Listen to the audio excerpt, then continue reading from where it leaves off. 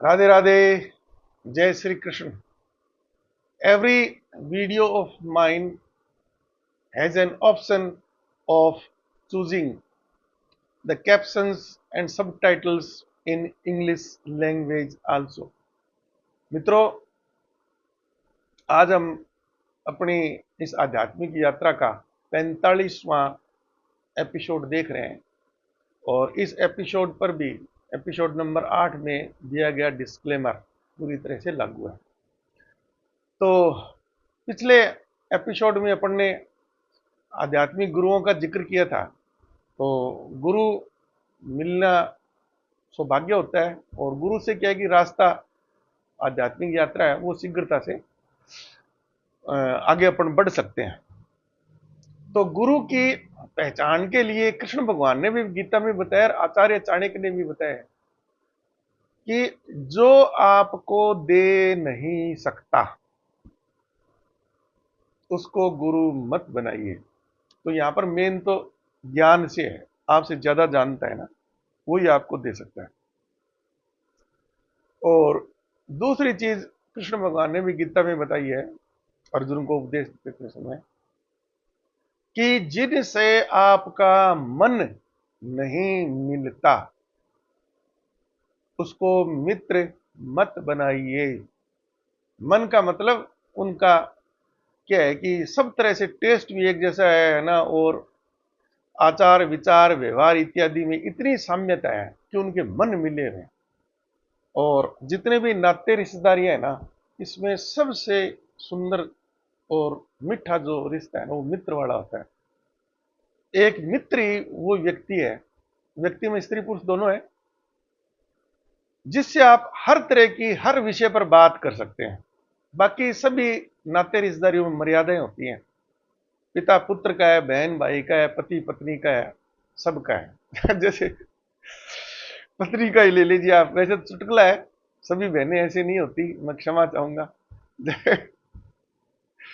जैसे वो चुटकुले हैं, है ना, हंसी मजाक हो जाए, थोड़ा सा मनोरंजन हो जाए, तो कहते हैं कि किसी ने कहा भी आपके खानदान में कितनी कमी है, जो आपके भाई भतीजे हैं, वो भाभी हैं, माता, क्या नाम, और बुआ वगैरह, जो पितृ पक्ष का जो भी खानदान है, बोले उसमें आपके खानदान में कितनी कमी है, उसका अगर आपको संक्षेप में गीता की तरह सार देखना है ना, तो पत्नी के सामने उसके पीर पक्ष की थोड़ी बुराई कर दो, अपने साले की बुराई कर दो, ससुर की बुराई कर दो, या सास की बुराई कर दो, या साले की, फिर देखो ऐसा वो खोलती है पतड़ा आपके पूरे खानदान का।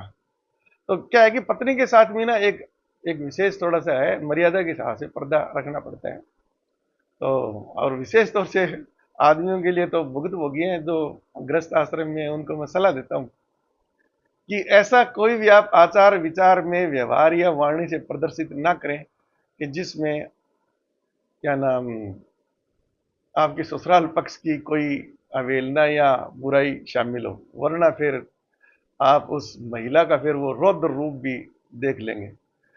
तो सभी बहनें ऐसे नहीं होती, मैं क्षमा प्रार्थी हूं, मैं तो चलो मेरी पत्नी के लिए मैंने बोला है। तो जिनसे मन नहीं मिलता ना उसको मित्र मत बनाइए। और दुश्मन की भी उन्होंने श्रेणी बताई है। दुश्मन कौन होता है? दुश्मन होता है हमेशा परिस्थितियों के हिसाब से, जो आपको धोखा देता है वो दुश्मन की श्रेणी में आ गया। सब तरीके से देख लो आप, कहीं से भी देशों की दुश्मनी देख लो आप, है ना। आज मान लो अपने जो पड़ोसी देश हैं, तो जब तक किसी एक देश को ये नहीं लगता कि ये है यार, स्वतंत्र देश होते हुए भी ना एक मित्रवत व्यवहार नहीं करके इसने हमें धोखा देने की कोशिश की है, जैसे आतंकवादी बिहेवियर, इस प्रकार से वो चलती रहती घटनाएं, ऐसे ही व्यक्तियों पर सब पर लागू होता है।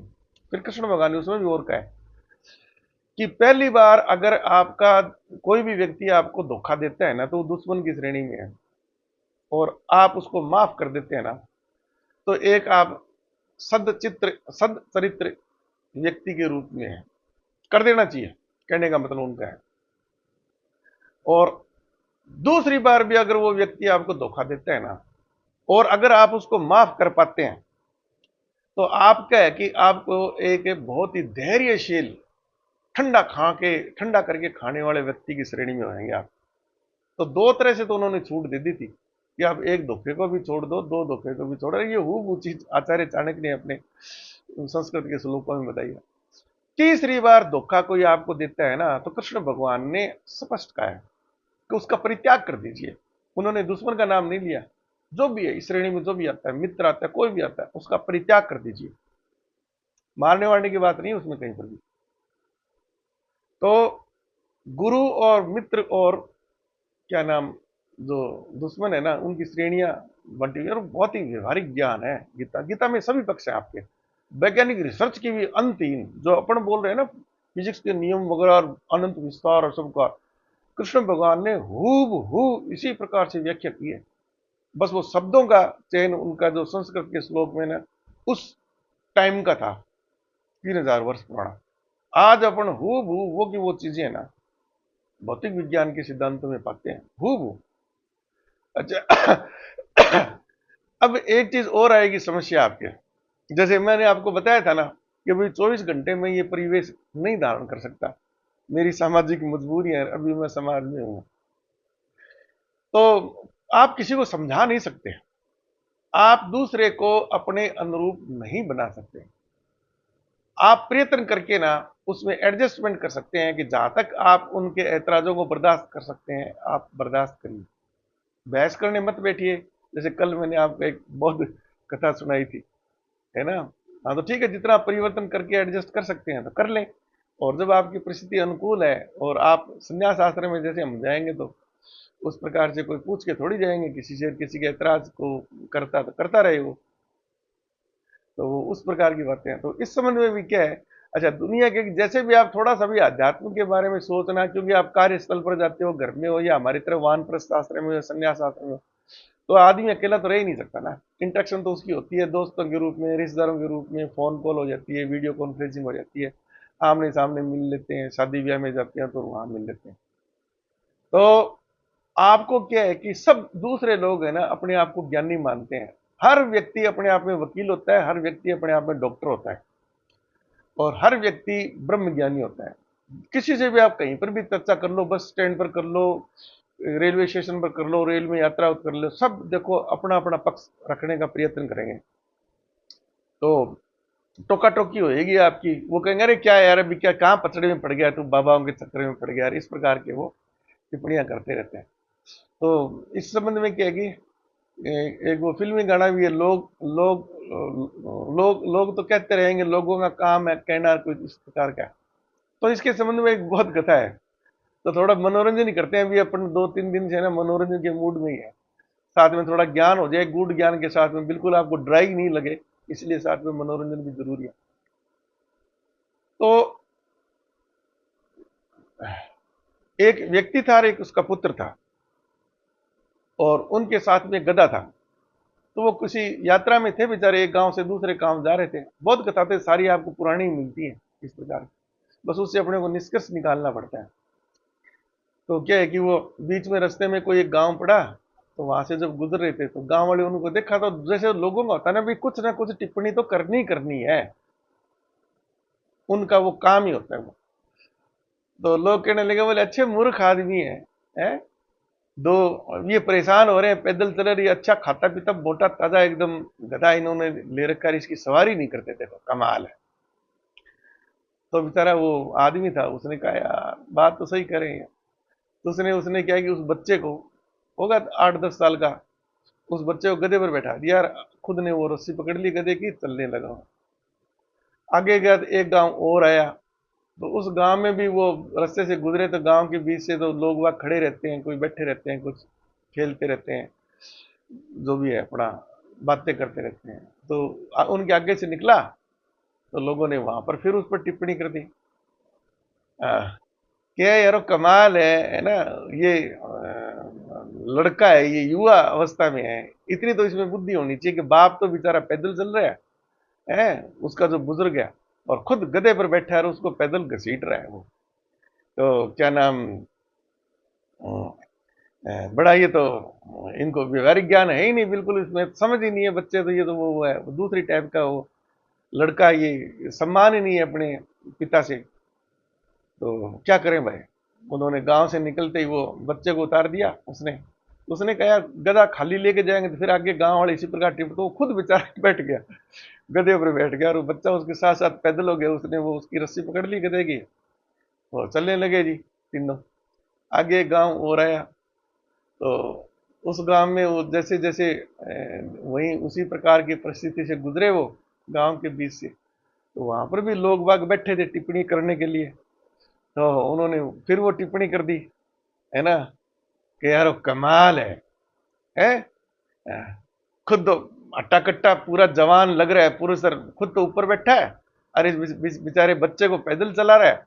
हद कर रखी है, बिल्कुल ही व्यवहारिक ज्ञान नहीं है बच्चे के प्रति, बिल्कुल इसका मोह नहीं है। बोले इसका तो क्या बिगड़ना है, ये बच्चा बेचारा थक जाएगा, देखो गर्मी पड़ रही है, धूप पड़ रही है, और इस प्रकार से। तो गांव से निकलते ही क्या नाम, उसने कहा यार ये भी ठीक नहीं है।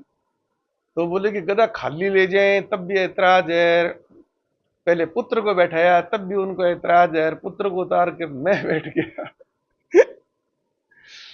तब भी ऐतराज है। तो बोले क्या करें, इस समस्या का हल क्या हो।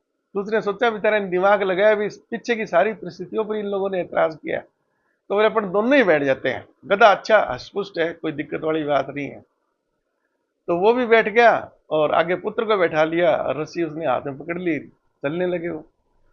चलते चलते चलते आगे एक गांव और आया।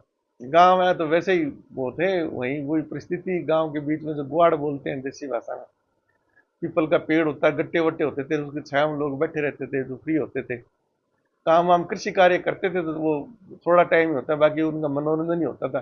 कोई ताश चौपड़ खेलते हैं, कोई अपनी बातें करते हैं राजनीति की इत्यादि दुनियादारी की। तो जैसे वो उस गांव उस क्षेत्र से वो निकले, तो लोगों ने देखा यार कमाल है? दोनों बाप बेटे मुस्टंडे, इतने भारे भरकम, इस बेचारे निजबान बगैर बेजुबान जीव पर बैठे हैं, इनको दया नहीं आ रही, जीव के प्रति इसकी बिल्कुल भी दया भावना नहीं है। कितने निष्ठुर लोग हैं ये, वो है वो।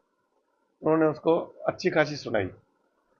तो कमाल हो गया यार कि अब वो गांव से निकलती उसने मंथन करना शुरू किया, यार कौन सी स्थिति में चले, ये गांव वाले तो कोई चलने नहीं दे रहे। गधा खाली लेके जा रहे थे तब भी ऐतराज था, पुत्र को बैठाया तब भी ऐतराज, मैं बैठ गया तब भी ऐतराज, दोनों बैठ गए तब भी ऐतराज। अब इनको ये क्या नाम जीव प्रेम इनका उत्पन्न हो गया, हद कर दी। तो उन्होंने क्या किया यार, बोले और तो कोई तरीका नहीं है, ऐसे तो आगे गांव में जाएंगे फिर लोग टोकेंगे। तो उन्होंने बेचारे ने उसने बेचारे ने अपने हिसाब से दिमाग लगाया और गधे के दोनों पैर बांध दिए उसने रस्सी से, चारों पैर, दो पीछे वाले अलग बांध दिए, आगे वाले अलग बांध दिए। और जो उस किसान के पास में जो लाठी थी, उस लाठी से उन पैरों के बीच में डाल कर गधे को लाठी पर उल्टा लटका लिया, और उसका एक सिरा उस बाप ने अपने कंधे पर रख लिया और एक सिरा उस बच्चे के कंधे पर रख दिया। अब बोले यार यही तरीका बचा है, शायद अब उनकी टिप्पा टिप्पणी है ना वो रुक जाएगी। तो आगे फिर चलते चलते चलते वैसी स्थिति और आई गांव में, उसी प्रकार के लोग थे, सबकी ऐसी मनोवृत्ति होती है। जो आपके चारों तरफ जो वातावरण है, सब देख लेना आप गौर करके, रिश्तेदार भाई बंधु इत्यादि परिवार में भी आपको मिल जाएंगे, वो किसी न किसी बात पर आपकी टिक्का टिप्पणी वो करते ही रहेंगे। तो उस गांव से निकले तो वहां पर लोगों ने उनका खूब हंसी ठट्ठा करना शुरू कर दिया। अरे बोले कि ऐसा तो सृष्टि में, इतने मूर्ख तो लोग तो हमने सृष्टि में कभी देखे ही नहीं है अजीब बोले कि नजारा है? बोले कि इन्होंने किया क्या, बोले किसी की समझ से परे है। दोनों बाप बेटे दोनों बोले कंधे पर इस गधे का वजन उठाए, ये खुद पीड़ा में, गधा भी बेचारा कौन सा सुखी है, उसको उल्टा कर दिया और उसके पैर वैर बांध के लट के ऊपर लटका रखा है यार। तो बोले कि ये तो इनकी जो ये जो तरीका है ना, ये तो बिल्कुल ही मतलब मूर्खता की प्रकाष्ठा है। सिर्फ सिर्फ इस पर ना हंसा ही जा सकता है, अन्य कोई टिप्पणी हो ही नहीं सकती। इस प्रकार का व्याख्यान उनको दे दिया। तो गांव से निकलते ही बेचारे का दिमाग पूरा भन्ना गया कि यारो जो सभी परिस्थितियां हो सकती थी, मैंने अपने आप को ना उन लोगों के कहने के हिसाब से मैंने पूरा ढालने का प्रयत्न कर लिया, सब बातें उनकी मान ली, अंत में हमने कष्ट भी भोगा और गधा भी कष्ट भोग रहा है, लड़का भी कष्ट भोग रहा है यार, ऐसा गर्मी का मौसम है, फिर भी ये पीछा ही नहीं छोड़ रहे हैं। तो यार क्या इलाज है इसका। तब उसको ब्रह्म ज्ञान प्राप्त हुआ। ठीक है ना। ब्रह्म ज्ञान का मतलब वो सीमित अर्थ में है वहां पर। उसने फिर वहां से ना ये निष्कर्ष निकाला कि भाई लोगों का काम तो कहना है, आप उनके अनुरूप चलोगे तब भी वो टोका टिप्पणी करेंगे, और आप उनके अनुकूल नहीं चलोगे ना तब भी टीका टिप्पणी वो करेंगे। हमारा उद्देश्य है हमारी मंजिल पर पहुंचना।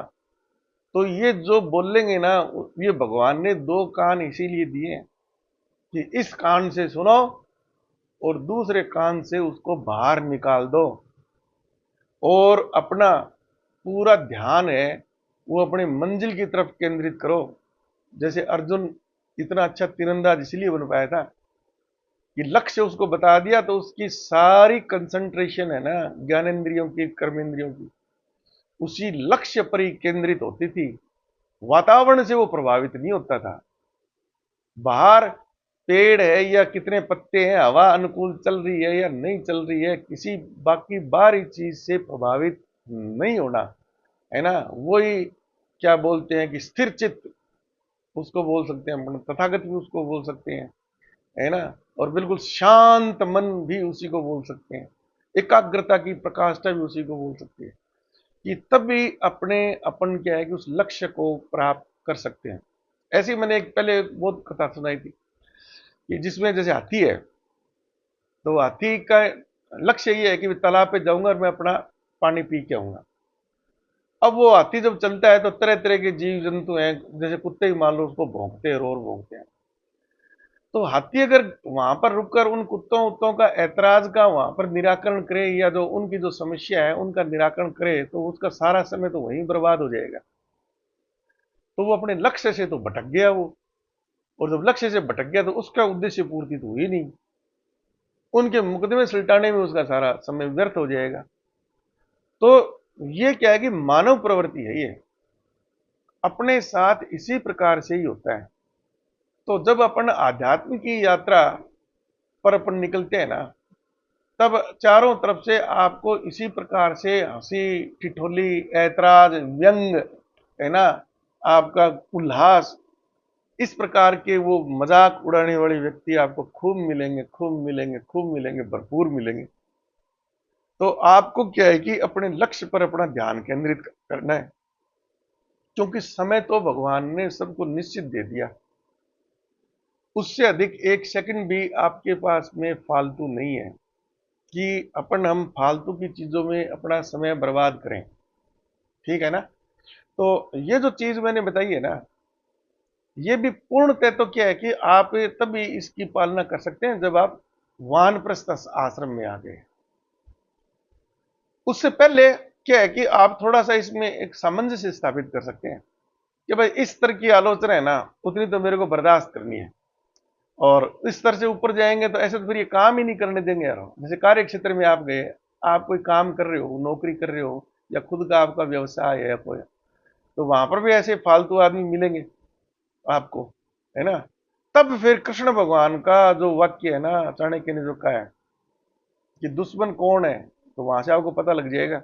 वो उनका अड़चन, आपके कार्य में उनकी अड़चन उत्पन्न करना भी तो एक तरह से धोखा है ना।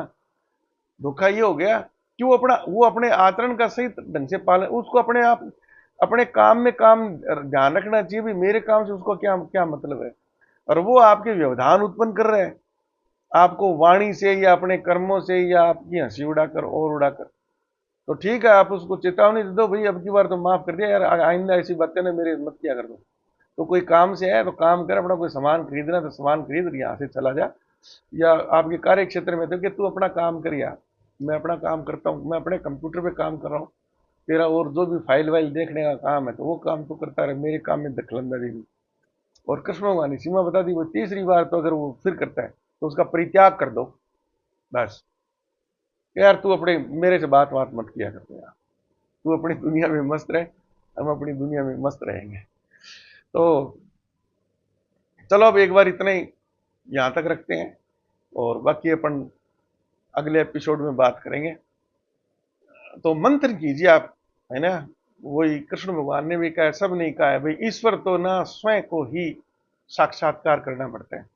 गुरु है, वो आपका मार्गदर्शन कर सकता है, आपकी मार्ग की अड़चने ना वो हटा सकता है। लेकिन आपको उठा के मंजिल तक नहीं लेके जा सकता, कोई नहीं लेके जा सकता, ना कोई आज तक लेके गया है। अंतिम सत्य का साक्षात्कार तो खुद को ही करना पड़ता है।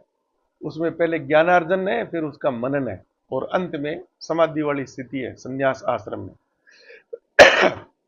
और अगर ये चीजें इसी प्रकार की होती ना, क्योंकि कुछ शाश्वत नियम है, उन नियमों की अवहेलना तो वो परब्रह्म के नियम है, उनकी अवहेलना तो कोई कर ही नहीं सकता ना।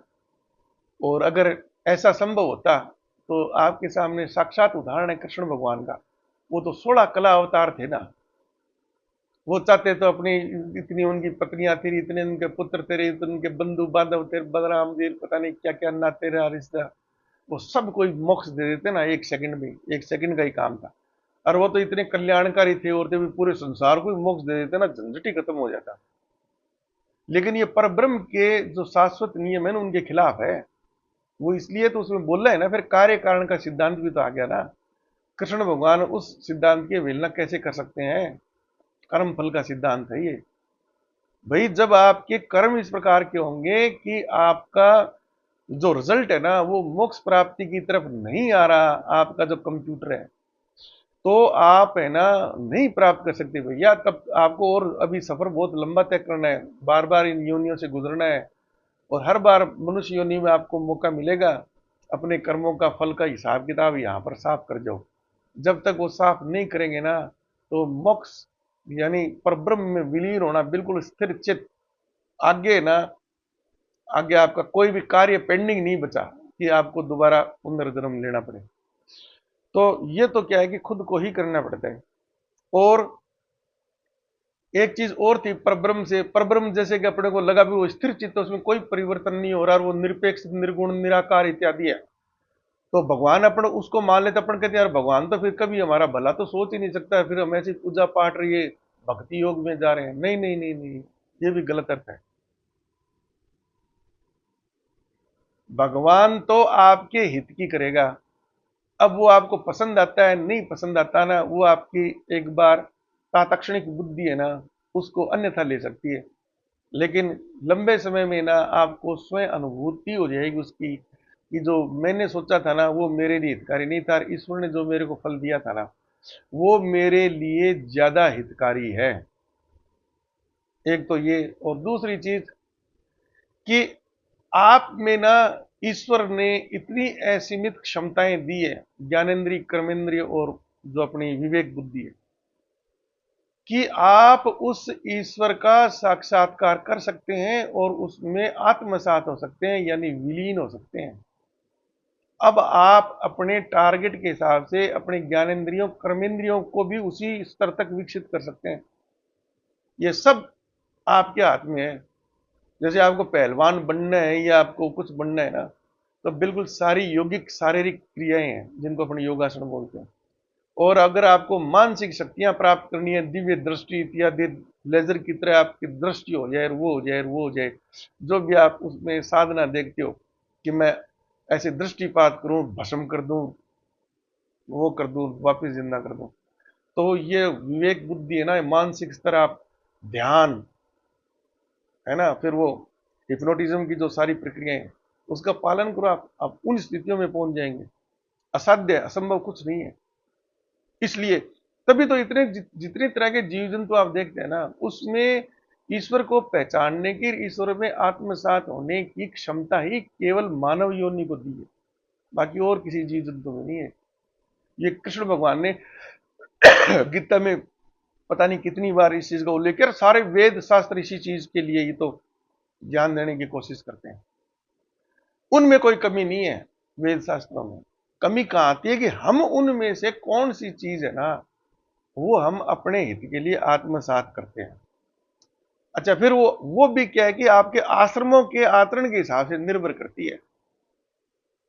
आप जिस दिन आप में थोड़ी सी समझ आई 25 से या 24 साल के, फिर उस वक्त ही आप संन्यास आश्रम की तरह आचरण करना शुरू कर देंगे ना, वो भी गलत है।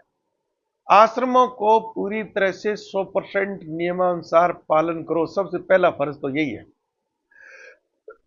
तो उस हिसाब से आप चीजों को आत्मसात करो। तो जो ज्ञान हमारे ग्रंथों में भरा पड़ा है ना, उसको टेक्नोलॉजी के रूप में आप परिवर्तित उसी को करो जो आपके फिलहाल जो आपकी परिस्थितियां हैं, जिस आश्रम में हो वो आपके उपयोगी हो। ठीक है ना। ये साइंस में और टेक्नोलॉजी में ना थोड़ा सा फर्क है, ये भी आपको समझना बहुत जरूरी है। जैसे मोबाइल फोन वगैरह, ये जितने गैजेट्स आप देखते हैं, जितनी तरह के हवाई जहाज, जेट विमान इत्यादि, परमाणु बम सब, ये भौतिक विज्ञान के उस असीमित ज्ञान जिसमें ना फार्मूले लगभग सारे वैसे आएंगे जिसमें integration limit zero to infinite है, लेकिन उस इतना विस्तृत ज्ञान, उसको जो पूरी तरह से आप समझ नहीं पाते, तो आप ये कहोगे यार जब पूरा समझेंगे ना तभी इसका उपयोग करेंगे। नहीं, आपको फिलहाल क्या जरूरत है, आप उस विस्तृत ज्ञान का एक छोटा भाग ले लेते हैं जिसकी आप एग्जैक्ट कैलकुलेशन कर सकते हैं। जैसे कोई भी इंटीग्रेशन है ना, समाकलन है, उसकी लिमिट अगर जीरो और अनंत है तो उसका रिजल्ट तो बस आप ये मान लो कि आप कैलकुलेट कर ही नहीं सकते, सुपर कर, लेकिन उसका छोटा कर लो ना आप। जैसे मान लो कि 10 से 20 कर लो आप, तो लोअर लिमिट 10 होगी, ऊपर अपर लिमिट 20 होगी, तो वो फाइनाइट रिजल्ट दे देगा आपको, इंटीग्रेशन एग्जैक्ट रिजल्ट दे देगा। उस एग्जैक्ट रिजल्ट को जरूरत के हिसाब से ना आप टेक्नोलॉजी में फिर हिट एंड ट्रायल मेथड होता है टेक्नोलॉजी में, ये करो और ये करो, इसको मिला और इसको नहीं, यार इससे रिजल्ट नहीं है यार, दोबारा प्रयत्न करते हैं, हम की बार इसका अनुपात अलग लेते हैं, अलग लेते हैं। जैसे सिलिकॉन चिप वगैरह बनी थी, कोई एक दिन में थोड़ी बनी थी। पहले वो कांच की ट्यूब हुआ करती थी, डायोड और ट्रायोड और टेट्रोड इत्यादि करके, बड़ा आकार था, ज्यादा बिजली खाते थे वो, है ना। और फिर विलियम शॉकले ने वो क्या नाम, सेमीकंडक्टर के जो प्रॉपर्टीज थी उसका अध्ययन करके बोले नहीं नहीं अपन सारे ये सेमीकंडक्टर पर जाएंगे। फिर हाइब्रिड सिस्टम आया था, फिर प्योर वो क्या नाम सेमीकंडक्टिंग सिस्टम पे चला गया। ठीक है ना। तो ये टेक्नोलॉजी फिर उसका, फिर जैसे मोबाइल भी देख लो आप, आज कितने बेहतरीन आपको मोबाइल मिलते हैं, बेहतरीन एरोप्लेन मिलते हैं, बेहतरीन गाड़ियां मिलती है। तो शुरुआत में ऐसी थोड़ी थी वो, उसी में वो सुधार कर करके थोड़ा और ज्यादा, थोड़ा और ज्यादा, थोड़ा और ज्यादा करते रहते हो। लेकिन ये भी है ना, ब्रह्म ज्ञान है आपके सामने, प्रत्यक्ष प्रमाण है।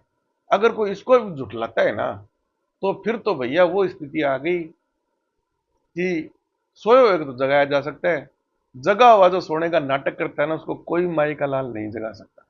तो वहां तो फिर क्या है कि अपना टाइम बर्बाद करना व्यर्थ है। इसलिए ऐसे किसी व्यक्ति से आप इस तरह की बहस भी मत करो कि अब ये समझ नहीं था, उसको छोड़े आकर तू अपना काम कर, तेरे भाग्य में भी यही लिखा है, तू यही घूमता रहे। धन्यवाद। तो वीडियो को अधिकतम आप लाइक कीजिए, शेयर कीजिए, सब्सक्राइब कीजिए, ताकि अधिकतम लोगों को बोलना ही है तो अधिकतम बोला हुआ अधिकतम लोगों के पास पहुंच जाए तो अच्छा ही है। धन्यवाद। राधे राधे।